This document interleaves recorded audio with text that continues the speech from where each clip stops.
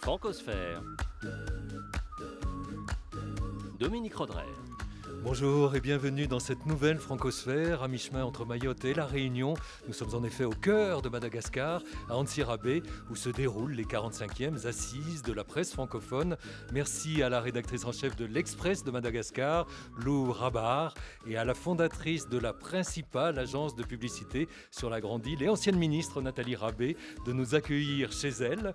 Dans cette émission, nous verrons aussi que l'on peut se lécher les babines en repensant au bon goût d'huile de palme de son enfance. Et puis dans Génération Watt, les jeunes ultramarins vont se demander si leur avenir sera meilleur ou pire que celui de leurs parents. Qu'est-ce que ça dit? Francophone? Qu'est-ce que ça donne? Bonjour Nathalie Rabé et Louve Rabar.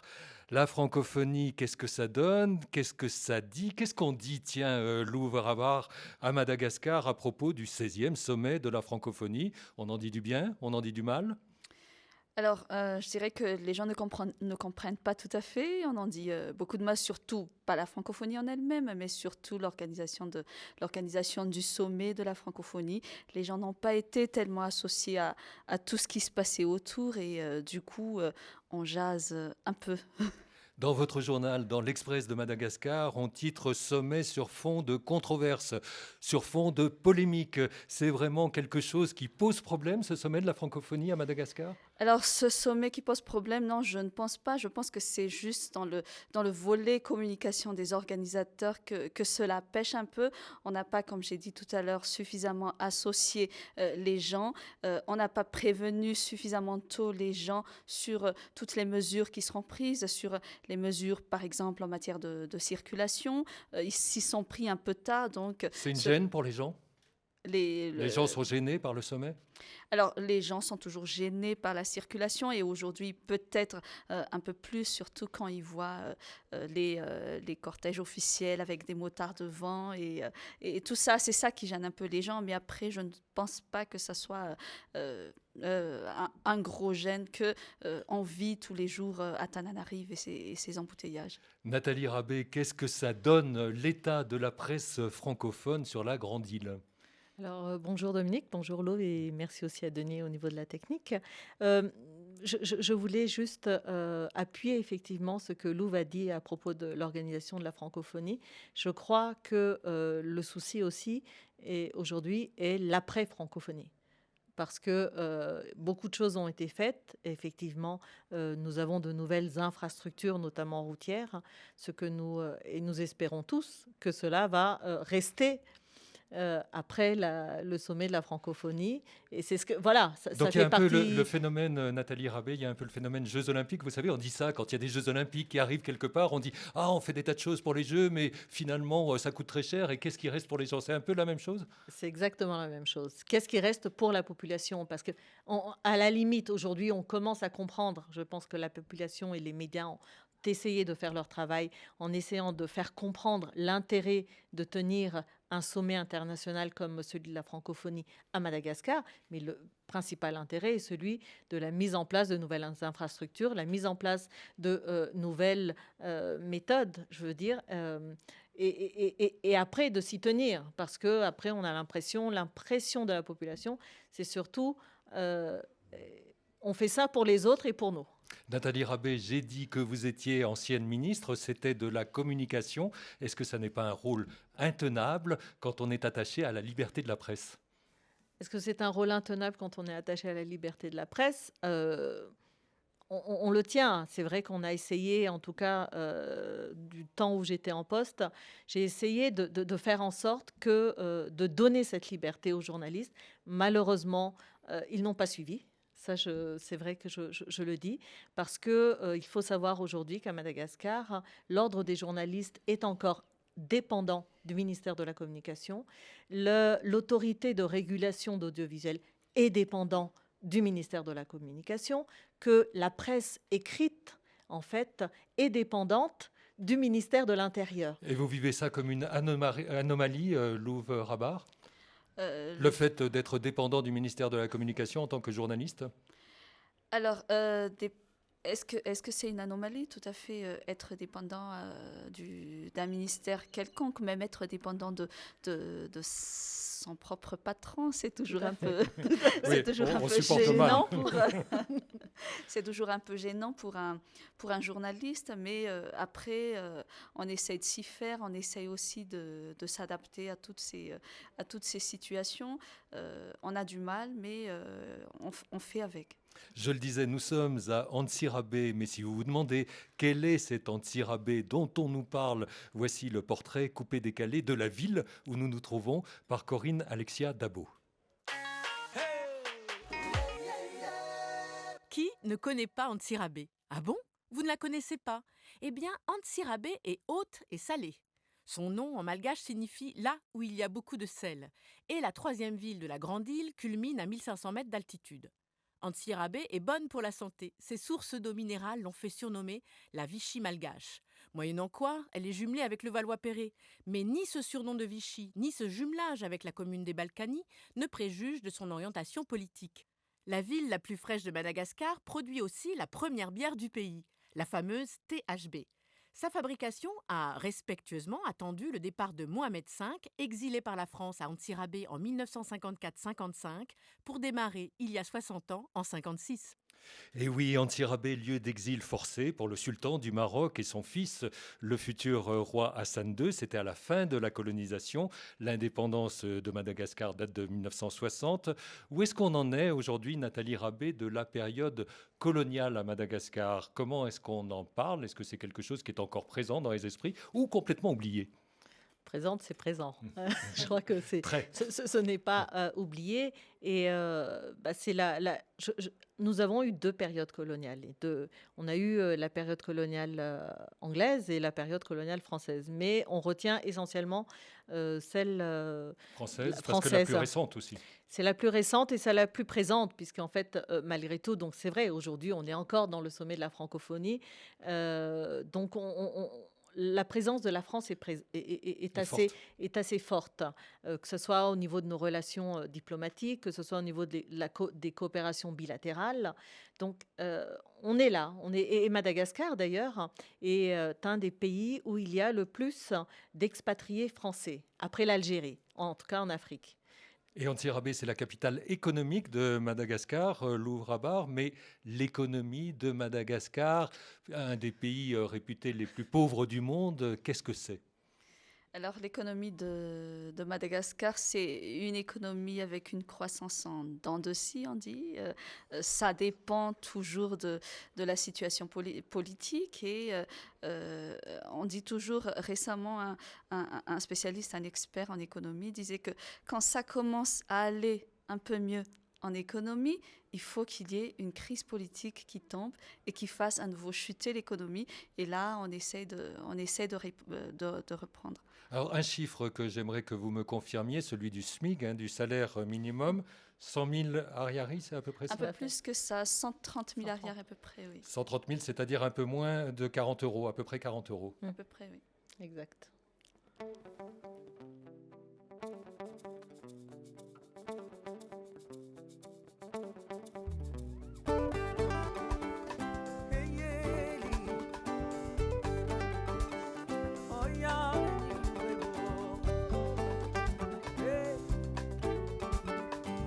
Ngano kwangi tani na bewo fayanande antani tulwa fa Ngano kwangi tani raza no makoyenge fayana muzi tani malaza Ngano kwaru lungu no wangi kwedikelenge simanzi mande amila fita diava wo Nelano kwa fiteni raza na wangi kweyolo Fayami bulatini nulwafa Lalingu no mifumban raza na wawo La fama tale gandurun raza Ngange, ngange, ngange Ngange, ngange, ngange Ngange, ngange, ngange Zanya mina yangi, yangi, yangi koyolo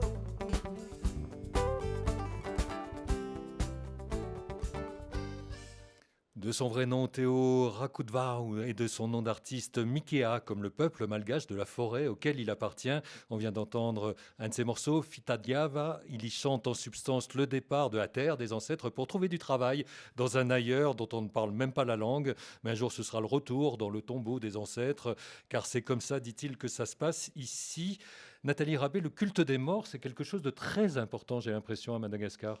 De très important, de trop important quelquefois, si on le prend sur le plan économique, parce que les personnes, les familles se ruinent réellement, littéralement, pour pouvoir faire le famadian, le retournement des morts. En quoi il consiste ce retournement ?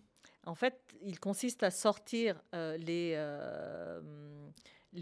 corps et à leur mettre un nouveau linceul. Donc l'idée, effectivement, c'est de garder ce lien avec les ancêtres et à chaque fois de les mettre bien, qu'ils soient bien, même dans leur tombeau. Louva Rabar, cette mort gaie, si je puis dire, cette mort pas triste en tout cas, c'est une mort présente au quotidien et qui aide à vivre la misère, justement. Justement, on dit toujours que ce sont nos ancêtres qui nous bénissent. Quand quelque chose ne marche pas, c'est la volonté des ancêtres. Et quand quelque chose marche bien, c'est les ancêtres qui les ont voulu. Et après, quand on cherche des choses, on va aller sur le tombeau demander la bénédiction des ancêtres. Il y a beaucoup de fatalisme. Il y a aussi une présence très forte de la religion chrétienne. À Madagascar, officiellement, 80% de la population serait chrétienne. Mais c'est quelque chose de très important dans la vie de tous les jours. Là aussi, le fait d'être aussi croyant, finalement, Louve. Alors, juste une précision, hein, un peu plus de 50% de la population est chrétienne, donc, oui. Mais surtout sur les Hautes-Terres. Et effectivement, sur les Hautes-Terres, la religion chrétienne, elle est très présente et elle commence effectivement à essayer de s'éparpiller, d'aller aussi à la conquête des régions. C'est important, mais le culte des ancêtres aussi, ça reste important. La culture ancestrale, ça reste important aussi. La culture ancestrale, hein, ça c'est très important, en sachant que... notamment, je vais dire, je suis dans Tananarive, mais notamment en Tananarive, est-ce qu'on va parler de foi ou est-ce qu'on va parler de statut social par rapport à la religion? C'est juste une question que je pose. Francosphère, Dominique Rodrey. Nous sommes aux 45e assises de l'UPF, la presse internationale francophone. Elles se tiennent à Antsirabe, la troisième ville de Madagascar, située au centre de la grande île, sur les hauts plateaux.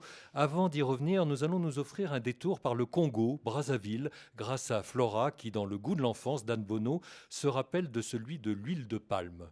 J'ai appris à cuisiner peut-être à l'âge de 10 ans. En fait, les aînés s'occupent des cadets, des jeunes enfants. Donc, tu apprends à préparer en même temps dans le mouvement et tout. Parfois, ma mère, elle faisait pas à manger. C'est mes sœurs qui faisaient à manger, quoi. Dans les îles, il y a le cocotier, donc le gros coco là, pour faire de l'huile de coco, du lait de coco. En Afrique, on n'a pas cette notion de lait de coco. On a la notion de l'huile de coco. Or, nous, on a des palmiers. Dans les palmiers, il y a les graines de palmier, les petites graines rouges. Quand ils sont rouges, après, parfois, ils tombent. Donc, avec ces graines de palmier, on fait de l'huile de palme.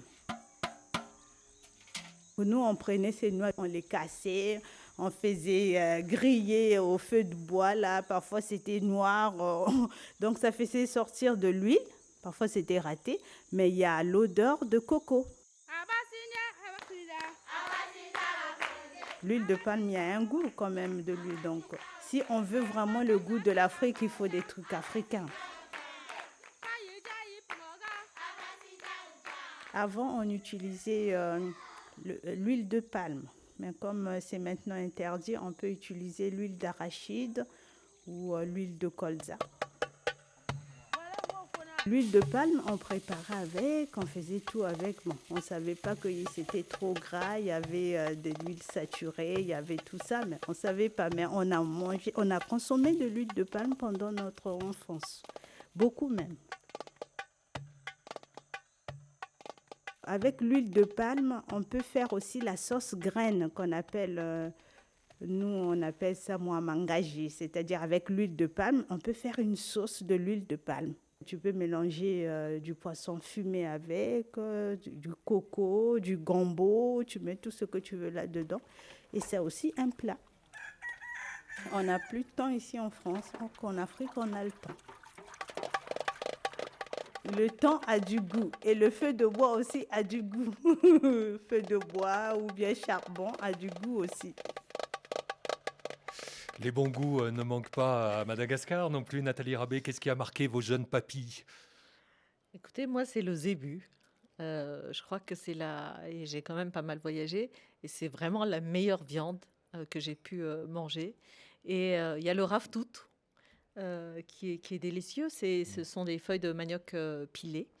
Et j'oublie pas le tilapia.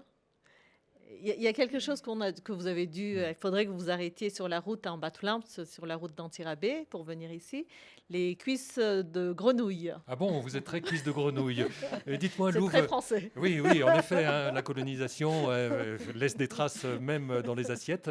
Louve, j'ai remarqué qu'on n'était pas très dessert à Madagascar. Alors on mange des fruits qui sont excellents. Hein. En ce moment, c'est la saison des litchis. Il y a évidemment des bananes, des mangues, mais pas de dessert tellement préparé. Non, les desserts pour Madagascar, c'est les fruits. C'est les fruits surtout. Donc, on mange Et la ça vanille, après le avec repas. beaucoup de vanille aussi Non, pas beaucoup. On mange le fruit nature, on prend la banane, on épluche et puis on mange ça. On prend l'orange, on épluche, on prend la pomme, on épluche, mais préparer des desserts, pas tellement dans la culture. On a quand même le kouba. Et le Oui, kouba, mais en c'est quoi plus- ça consiste? C'est plus le goûter que le dessert. Ouais. C'est un Le kouba, gâteau. en fait, ce sont de l'arachide, des cacahuètes pilées avec du miel Et du riz. et du riz. Alors justement, tiens, à propos de riz, il y a beaucoup de rizières évidemment à Madagascar, mais j'ai remarqué que certaines commençaient à être asséchées pour utiliser la terre, pour faire des briques qui sont plus rentables. Donc on importe du riz. Est-ce que là encore, il n'y a pas un problème économique en puissance qui se dessine, Louve, Rabat? Alors, un problème économique en puissance qui se dessine. Madagascar, tous les ans, a un gap de 250 000 tonnes de riz que Madagascar doit importer de ce riz-là pour assurer les besoins. Parce que le riz, il faut savoir, c'est à toutes les sauces, le matin, midi et soir, c'est le riz. Donc, effectivement, c'est un problème économique en puissance, le fait qu'il manque de riz. Donc, aujourd'hui, on essaye aussi de s'adapter au climat. Donc, faire en sorte que, par exemple, on puisse, sur une année, cultiver 2 fois le riz. Avant, on se contentait d'une seule fois, sur une saison. Donc, aujourd'hui, on essaye d'adapter, mais c'est vrai aussi que les briques avec les besoins de l'immobilier, ça commence aussi à prendre de la place. Et puis ça paye plus. Hein. Aux 45e Assises de la presse francophone, la grande écrivaine Michèle Racotson, elle-même Grand Prix de la francophonie de l'Académie française, est intervenue dans une table ronde intitulée « Comprendre Madagascar et les Malgaches ». Mais la compréhension passe par la langue, ce qui ramène la romancière à son usage du malagasy d'une part et du français d'autre part, et à sa conception de la francophonie. Il y a des pays très pauvres en francophonie, comme il y a des pays très riches. Et si on ne fait pas attention, ça induit des différences qui deviennent des différences psychologiques. Parce que tout simplement, il y a 66 ou 90 pays francophones. Donc il y a une multitude de manières d'être francophone. Un francophone québécois n'est pas un francophone malgache. Et en même temps, il y a cette langue, il y a Proust, il y a tout ça qui fait qu'il y a un fond commun.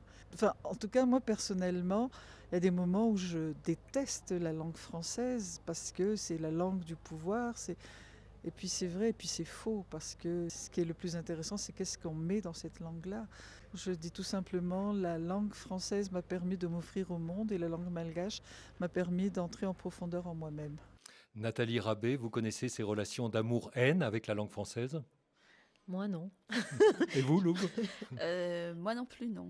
C'est une langue que j'aime bien, que je parle tous les jours. Et c'est aussi la langue avec laquelle j'ouvre aujourd'hui mes enfants sur le monde, sans évidemment oublier la langue malgache, que je parle aussi à toutes les sauces, quand je suis en colère, quand je suis contente, quand je suis malheureuse. On faisait allusion à la compréhension des Malgaches par le reste du monde. Vous vous sentez incomprise parfois, Nathalie Rabé, du reste du monde? Des fois, je me sens incomprise plutôt de mes compatriotes, plus que par le reste du monde. Mais c'est vrai que déjà, pour que nous soyons compris par le reste du monde, il faudrait que nous apprenions à nous comprendre nous-mêmes. Et pour apprendre à nous comprendre nous-mêmes, il faudrait que nous connaissions, que nous allions plus loin au niveau de notre histoire, de notre culture, et cela se fait au niveau de l'éducation. Donc c'est le point, pour moi, le point crucial, c'est l'éducation, qui manque énormément aujourd'hui à Madagascar, qui est le point de base, qu'on apprenne, c'est vrai qu'il serait préférable qu'on ait un enseignement en malgache. Maintenant, qu'on apprenne les bases en malgache ou en français ou peu importe la langue, mais qu'on apprenne et qu'on donne cela aux élèves, aux jeunes, aux enfants, pour qu'après ils puissent s'ouvrir après sur le monde. Parce que même si on parle malgache uniquement, je crois qu'on arrivera à s'ouvrir sur le monde si on arrive à se comprendre nous-mêmes. À propos d'ouverture au monde, l'ouvre à barre, quand sortent sur les écrans du monde entier, Madagascar 1, 2, 3, les dessins animés, ça fait du bien ou ça fait du mal à l'image du pays? Alors, disons que ça fait connaître au moins le nom du pays Voilà. au monde Exactement. entier. Ça fait un peu de mal quand on pense que c'est uniquement à travers ces dessins animés que les gens connaissent Madagascar. Mais au moins, j'espère que ça ouvre leur curiosité, que ça emmène les gens à prendre leur Larousse ou leur Robert et puis chercher Madagascar, c'est quoi? Madagascar, c'est où? Ou qu'ils puissent faire googler ça Oui. sur Internet. Mais c'est vrai que s'ils viennent pour chercher les lions et les hippopotames, ils vont être déçus. Pour la séquence Génération Watt issue de la grande enquête menée sur les premières auprès des jeunes répartis dans les 9 terres d'outre-mer, Sandrine Weber a sélectionné aujourd'hui des réponses de Martinique et de Mayotte sur leur perception de l'avenir. Tu penses que par rapport à la vie qu'ont menée tes parents, ton avenir sera plutôt meilleur, plutôt pire, pareil? Pire. J'ai l'impression qu'à une certaine époque révolue, c'était un peu plus facile. Peut-être que je me trompe. Pour être très sincère, et je pense que je suis pas la seule, on commence à flipper un peu. Je pense que ça peut être que meilleur. On tend vers le pire, à savoir au niveau de la délinquance, au niveau des drogues, au niveau d'une appartenance sociale qu'on cherche à chaque fois à valoriser alors qu'elle n'en vaut pas la peine. Je me souhaite que le bonheur et que le meilleur. Je pense qu'il sera plutôt que meilleur. Ma mère a pu avoir une ascension sociale que je pense que pour moi ce sera un peu plus difficile. Mais elle n'est pas arrivée là non plus en un claquement de doigts. Elle a dû se battre, à mon avis. Oui, elle a dû se battre, je suis d'accord avec toi, mais sauf que sur son petit salaire, il n'y avait pas le téléphone, il n'y avait pas le satellite, il n'y avait pas... Qui t'oblige à prendre tout ça, hein? La société. La société. Mais oui. Mais oui. Je vais renverser la proposition, l'ouvre à barre. Vos enfants, est-ce que vous avez l'impression qu'ils vont avoir un avenir pire ou meilleur que le vôtre? Wow. J'espère en tout cas qu'ils auront un avenir meilleur que le mien. Moi, je fais tout pour et je ne pense pas qu'il y ait que Madagascar et il n'y ait plus autant d'espoir que ça. Il y a beaucoup de jeunes. Il y a Madame la ministre qui était là, qui a laissé beaucoup de traces quand elle était de passage au ministère de la Communication. Donc, je pense qu'il y a de l'espoir et qu'on peut faire des choses à Madagascar. Nathalie Rabé, Madagascar, pays pauvre, mais on y subit quand même la pression de la société de consommation, comme on a entendu au sujet des téléphones. Oui, la société de consommation, on est de toute façon dans une globalisation. Donc à partir de là, les outils, le matériel, alors le matériel est à portée de main. Maintenant, derrière, c'est ce que je disais, c'est toujours une question d'éducation. C'est toujours une question d'éducation. On a ce matériel, on a ces nouvelles technologies, pour en faire quoi? C'est le contenu aujourd'hui qui est le plus important. Donc effectivement, qu'est-ce qu'ils ont? Si c'est juste pour regarder Facebook, non, parce qu'il vaut mieux avoir un contact réel avec ses amis. Mais si c'est pour pouvoir chercher des informations et s'éduquer et apprendre des choses sur le plan scientifique, sur le plan d'autres cultures, oui. Donc nous avons cette pression, mais je pense que c'est vrai que c'est à nous aussi, parents, c'est aussi à nous, parents, de savoir mettre des limites. Dernière séquence de l'émission, c'est le Speak French de Jean-Marie Chazot qui reprend une double exhortation ministérielle de l'Isère et de Saint-Pierre-et-Miquelon pour que les fonctionnaires et autres agents des collectivités laissent tomber le charabia franglais. 2 ministres pour un rappel à l'ordre, celui de la francophonie, André Valigny, et celle de la fonction publique, Annick Girardin. Une circulaire qu'ils ont signée le 1er octobre dernier rappelle que la langue française doit demeurer la langue d'usage en interne comme dans leur communication des 5 millions de fonctionnaires français qui ont un peu trop tendance à forwarder leurs emails plutôt qu'à les transférer. Du franglais de bureau qui s'est imposé partout. Ah non mais franchement, après le brainstorm et la conf call, j'étais complètement burn-out et il fallait encore que je check mes mails, que je forward 2-3 dossiers à mon boss, tu vois. Je vois. Mais la circulaire concerne aussi les collectivités locales qui jouent de l'anglais pour faire leur promotion touristique, notamment ce qui donne Only Lyon, bel anagramme franco-anglais. Only Lyon. Ou encore Bibéarn du côté de Pau. Mais ce n'est pas toujours pour cibler le touriste non francophone. Dans le Gard, le syndicat de traitement des ordures ménagères en avait agacé plus d'un avec son slogan « Wanted » affiché partout à Nîmes pour une campagne de pub appelant au tri des déchets. Louvre à barre, on n'échappe nulle part à l'anglais. Je vous ai entendu parler de gap tout à l'heure pour l'écart qui restait à combler. Donc l'anglais a aussi envahi la langue à Madagascar. Pas encore. Il y avait un essai où on a même essayé de faire entrer l'anglais dans la Constitution, mais pour l'instant, elle n'a pas commencé à envahir. Elle commence aujourd'hui à être très à la mode auprès des jeunes et les centres de formation qui donnent des cours d'anglais commencent aussi à fleurir un peu partout dans nos villes. Nathalie Rabé, très vite, vous qui dirigez la principale agence de publicité de Madagascar, l'anglais est une langue qui claque. Est-ce qu'on n'a pas tendance à la surutiliser du coup ? Non, pas du tout. Alors, quand on a des publicités en malgache, on les fait en malgache ou les supports en malgache. Et quand on a en français, je demande à mes collaborateurs de parler correctement le français. Et également, quand on a des supports, parce que nous le faisons aussi, des supports en anglais, je demande à ce qu'on parle correctement l'anglais. Donc, je pense que parler plusieurs langues est un atout aujourd'hui dans le monde. Maintenant, il faut savoir parler chaque langue à sa place. Merci beaucoup à toutes les deux. Merci à tous ceux qui ont participé à cette émission et à Denis Desgouffes. Merci. Merci.